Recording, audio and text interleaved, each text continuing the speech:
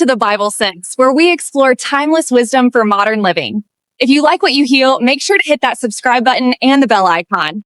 You know, sometimes when you're reading ancient stories, you stumble across a real head-scratcher. And in the Bible, there's this one figure who is a total mystery. One minute, he's called an angel. The next, he's speaking and acting like he's God himself. So what's going on here? Is this just some ancient contradiction, or is it a clue pointing to something way bigger? Well, that's what we're going to dig into together. Okay, so let's set the scene. We're heading back to the book of Exodus.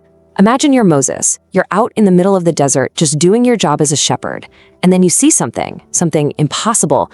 There's a bush completely engulfed in flames. But here's the crazy part. It's not burning up. It's not turning to ash. So of course you get a little closer, and that's when a voice calls out from the fire. And this voice, it's about to change not just his life, but all of history. So that brings us to a really simple question, right? Who was it that spoke from that burning bush? But you see, the answer is, well, that's where the puzzle really gets started, because the text actually gives us two different answers, and on the surface, they seem to completely contradict each other. And here it is, the heart of the puzzle. In the very same passage, the text says, and I'm quoting here, "The angel of the Lord appeared to him in a flame of fire." But then, just a couple of lines later, it says, "God called to him from the bush." Okay, so which one is it? Are we talking about an angel, or are we talking about God? This right here, this is the core of the whole mystery. And you have to understand, this isn't just some one-off typo, a scribe having a bad day. Nope. This strange kind of dual identity, it pops up again and again and again throughout the Hebrew scriptures. It really feels like it's creating a very deliberate question for us to wrestle with. All right, to really get what's going on here, we've got to zoom out a bit. The burning bush? That's not an isolated incident. We have to look at the pattern. This character, this angel of the Lord, he keeps showing up at these really critical moments in the story. And every single time he appears, he does things that are, well, they're pretty peculiar. So let's break down this pattern. First off, this figure always speaks in the first person, as God. He says, "I will do this," not "God told me to tell you he will do this." He also claims authority that only God should have, like the power to forgive sins. And get this, people actually worship him, which should be a huge red flag in a belief system where you're only supposed to worship God. And here's the twist. The text is also super clear that he's a messenger sent by God. So how on earth can he be both the one doing the sending and the one who is sent? It just doesn't seem to add up. Yeah, so he's a messenger, but he's clearly more than a messenger. It's like he doesn't just carry the message, he embodies the authority and the very identity of the one who sent him. He isn't just the delivery guy bringing the package. In some really mysterious way, he is the source of the package. So what are we supposed to do with all this? How do we make sense of it? Well, here's the thing. The key isn't to try and solve this like it's some kind of math problem where there's only one right answer. To really get it, we have to lean into the confusion. We need to embrace the idea of a paradox. Okay, so what exactly is a paradox? It's not just a flat-out contradiction. It's more like a deeper truth that's kind of disguised as one.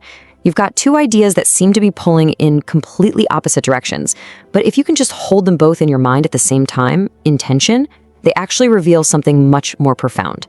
And that idea right there is the tool we need to unlock this whole mystery. So here's the big aha moment.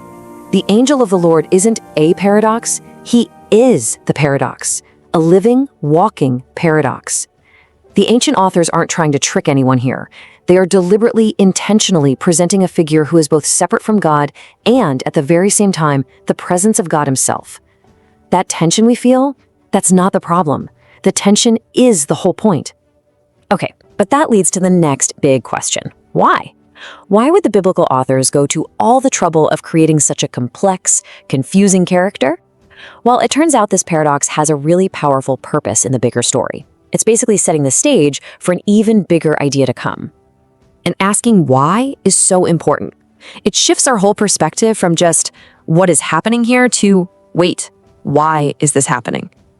The text isn't just being confusing for the sake of it.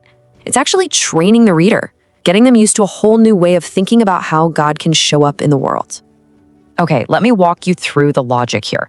Step 1, you introduce this figure who is both divine but also distinct. Step 2, this creates that theological paradox we've been talking about. Step 3, that paradox cracks open the door to a really radical idea. The idea that God can have a real, physical, tangible presence right here on earth without, stopping being God up in heaven. And all of this is preparing the audience for an even bigger, even more mind-blowing paradox down the road. So this is the foundation that the angel of the Lord is laying. It's this concept that God can be truly, fully present in a form that is also somehow separate from his transcendent heavenly self. Yeah, it's a pretty mind-bending idea when you stop and think about it. And now, here's where we see the big payoff. The New Testament picks up this exact idea and runs with it.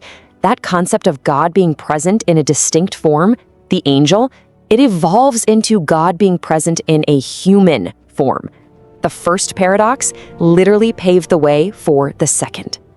And this line from the Gospel of John just seals the deal. It says that Jesus tabernacled among us. Now, that word tabernacled, it literally means to pitch a tent. It's a direct callback to the stories of God's presence dwelling in a tent, the tabernacle, with his people in the desert. It's not a distant, abstract idea. It's a physical, touchable, moved into the neighborhood kind of presence. That whole mystery of the angel, it finds its ultimate answer in the idea of God becoming human, to live right here with us. So, as we start to wrap this whole thing up, what's the big takeaway? After digging into this ancient literary puzzle, what are we left with? Well, really, it all comes down to perspective.